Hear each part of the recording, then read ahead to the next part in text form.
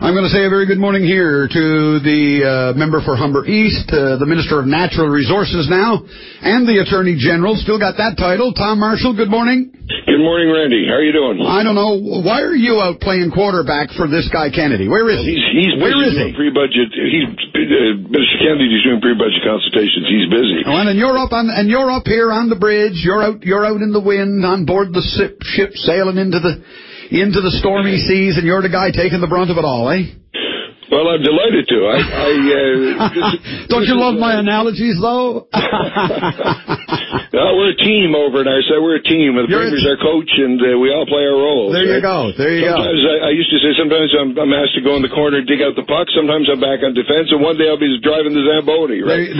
That's how it is, my son. The big thing, obviously, let's be honest, it's going to be the talk of the town for quite a while now, and there's going to be some harsh realities come down on everybody like a cold shower. You guys are going to take some kicks, obviously, because you can't do as your colleague Paul Lane said to me yesterday, say, kind of like, well, we woke up one morning and here we are. No, you fellows knew, I call it a fiscal cliff, stealing a little American analogy there, but, you fellows knew we were going to hit this wall at some point. Well, Randy, what happens? You're talking about projections again. We're not talking about actual results. The last actual results we got were from the Comptroller General not long ago, and we had a surplus. This year, we're forecasting a deficit. We said at mid-year about $725 million deficit. Could be more, could be less. But we had the cash to pay for it. In other words, we're not going into debt. We're not borrowing any money to pay for this deficit. We have it, and we have it in the past. But that's very much dipping into your savings, isn't it? Well, Randy, the money's for the people of the province, isn't it? If you don't spend it this year, you're going to spend it on the people at some point. It all goes back to the people of the province at some point. I know, but if you've got to cash in your RRSP to pay your light bill, I'm going to tell you you're in some trouble. It's not in an RSP, Randy. Well, the example. It's part of our income, and it's a question. When the income is high, when the commodity prices are great, when the world economy is doing well, then we've got the money. When we're delighted to build infrastructure and to pay our public servants, raises of 21%.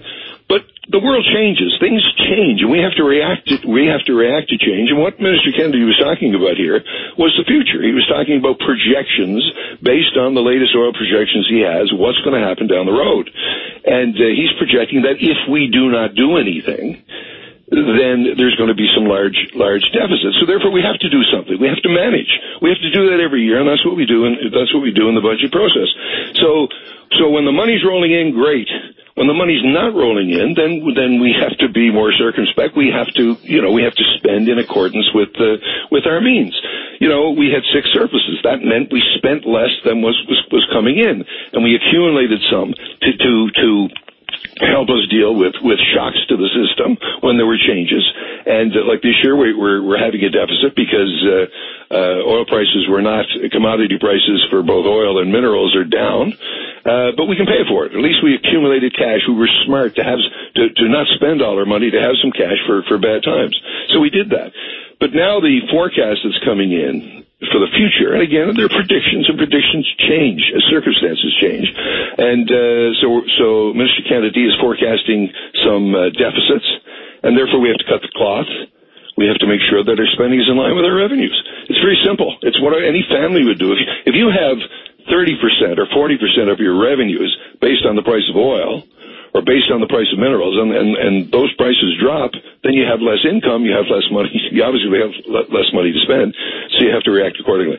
Well, now we're in a circumstance, though, where you're going out doing pre-budget consultations, and quite frankly, I wonder whether, they are a PR exercise. I wonder, particularly in this instance, just how valuable they are, because as you know, what the minister gets, you've been there. You're getting a wish list. I mean, if I've got to go before you guys today with my other hat on and sit in front of Minister Kennedy, I'm not going to tell him where I think he should cut in municipal affairs. I'm going to tell him why MOG should be increased and why we should get a greater cut of the tax dollar. Come on. And Randy, when the revenues come in, we do that, but they're not coming in; they're going down. So you guys got to make decisions that are fundamentally the direct opposite of what you're adding fuel to a political fire, or if you will, stiffening the rod for your own rear. Why don't you guys just walk down over the stairs and say, because you guys have been at this some time now, and say, guys, there's 1,200 people going.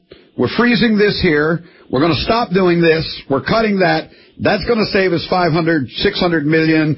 We're going to pick up some extra revenue on the tax side here. It's going to pick us up with $1 million, a couple of $100 million, and that's what we're going to do. We're very sorry. That's the way it's got to be for the next 24 months. Why not just do that and talk tough and then stand in the wind, as I described earlier? Well, Randy, we do these pre-budget consultations to let people have an input in the budget. Now, you can have an input in how we can spend, but you can also have an input into how we can save. And that's important, too. People have good ideas. We don't know all the answers. You and I don't know all the answers.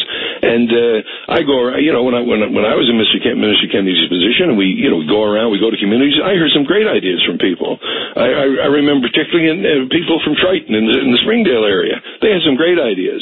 And that's why it's helpful for the finance minister. You always got to listen, Larry. You always got to pay attention to what people are saying. If people, if you say to them, look, we got a tough situation here, we need your help, we got to cut spending for a couple of years while our revenues are done, how can we do it? And you'll be surprised you get some very good answers. Yeah, let me answer. I know you do, but let me answer this very quickly, and then I'll let you wrap up with your own thought on things. Sure. Okay, I'll give you the stage.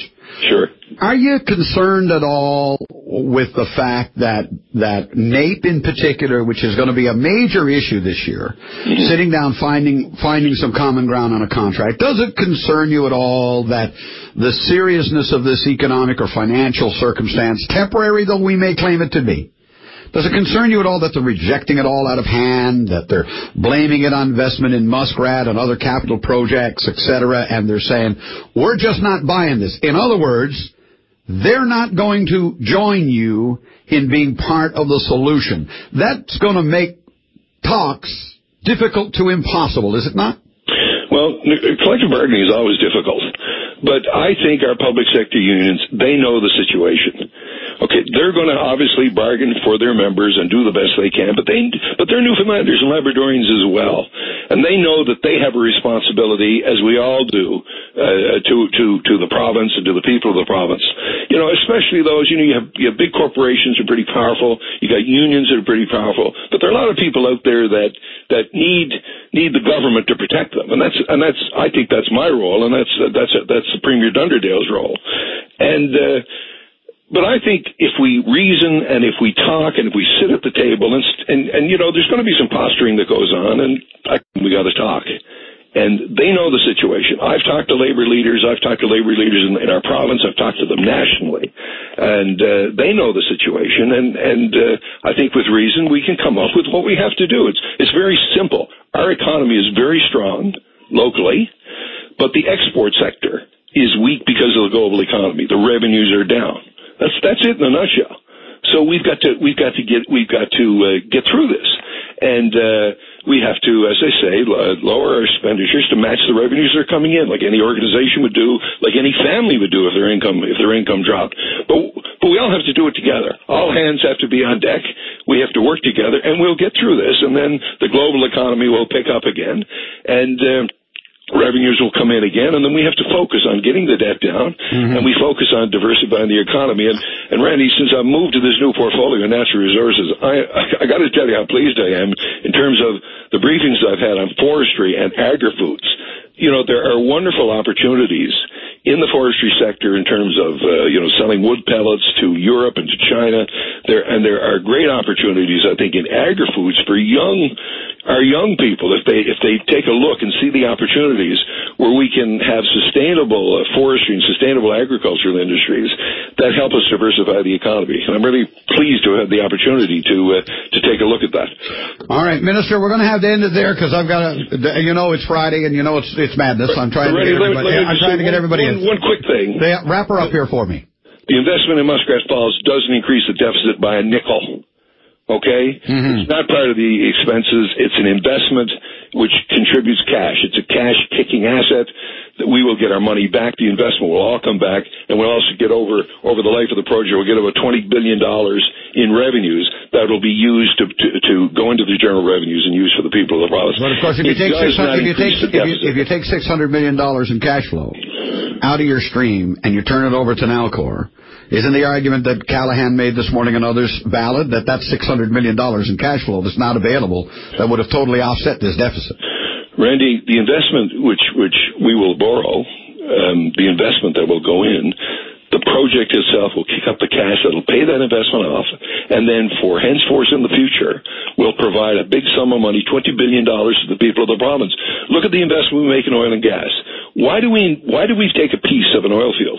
Because we get our money back and we get big profits. Look at the investment that governments made in the past, say in the Liquor Corporation. That money has come back, and every year there's $100, $120, $130 million of a dividend coming in. Mm-hmm. It's an opportunity for us to get wealthy. It's an opportunity for us to get rich. That's what Muscat Falls is going to do. It's not going to affect our cash flow. We're still strategic investments. We just have to make sure we do it within the money that's coming in, like any family would do, like any business would do. Got to end there. Great talking to you, Randy. All the best. All the best, sir. Thank you. Tom Marshall, the Honourable Member for Humber East. Of course, he's the Minister of Natural Resources, and he's the Attorney General, and he's the front face on all of this today. Of course, well, Minister Kennedy, they say, is out there holding these pre-budget consultations.